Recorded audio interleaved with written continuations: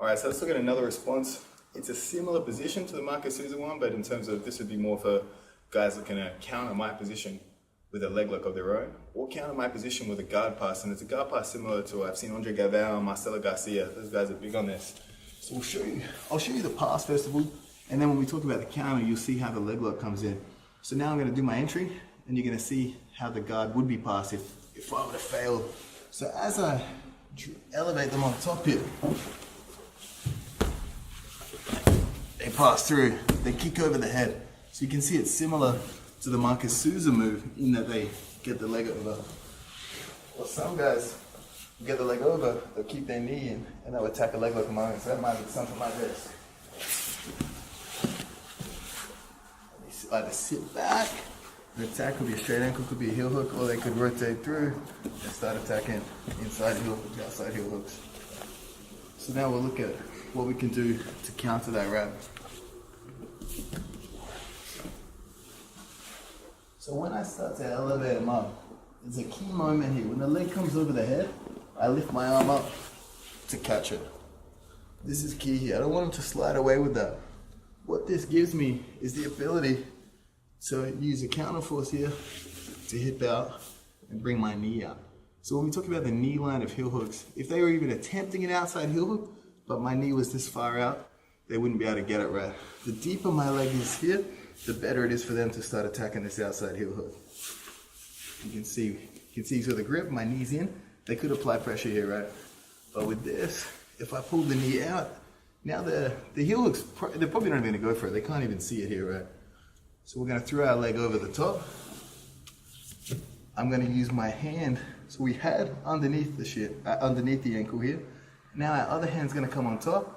We're gonna come up onto our elbow. And we're gonna force a roll. So what I'm gonna do is I'm gonna dig this as deep as possible, create as much bend in their leg as possible, and look to catch the heel hook in transition. So I roll over the top. So my left shoulder's gonna come over the top. We roll, we'll catch that heel in transition. So we'll do that again, and I'll show you the key detail.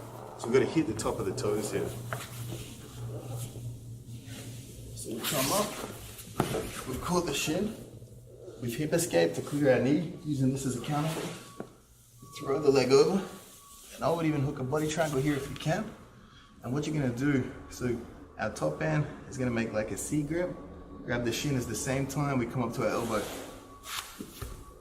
The straighter their leg here, the greater chance they have to roll out of this. So when you roll, we need to use all your force to put this foot in your pocket. So I'm gonna drag it into my right hip. And as we roll, do this real slowly. I roll over my left shoulder. When my left shoulder hits the floor, now's the time to start thinking about hitting the toes. And we land with it here. We could finish here, or we can finish over onto our side.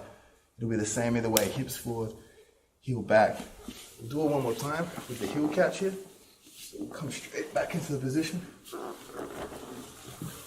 So we're here, we pulled our knee out, we've thrown our leg over and crossed. We don't have to worry about if they're attacking our foot here. If they start threatening an outside heel hook, obviously our knee's shallow, but second of all, we're gonna catch the inside, and the inside's gonna do a lot more damage than whatever they do to our outside, to our foot here with the outside heel hook. So again, we come up to the elbow, we grab the foot. So we're gonna start when we're upside down. You're gonna see how I'll expose the heel. Create a bend. My left shoulder hits the floor. As my left hip starts to hit the floor, we stop here, right? We're gonna hit the toes, and my elbow is gonna come back into my body here, real tight.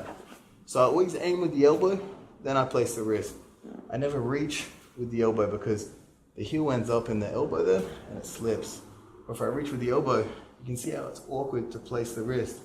So it's all done with the elbow. Elbow comes back to the body, and then my wrist placement's in the right spot. So here we can hip forward to finish, and pull the heel to our center line, and we get the tap. If we're falling a little bit further onto our back, we could hip up and pull the heel. But the strongest position, right, because we're gonna have our body weight on it. You see here, the heel's already starting to slip. I could mess it up and lose it here. So my preference would be, we've just started rolling. We roll into our shoulders on the floor, and I place my elbow to my hip here. And now when I secure the grip, my entire body weight's on the foot, and my hand is trapped between their heel, the floor, and my body. So there's no way they're gonna slip the heel here. my entire body weight's on it. So then I can hip forward and get the finish.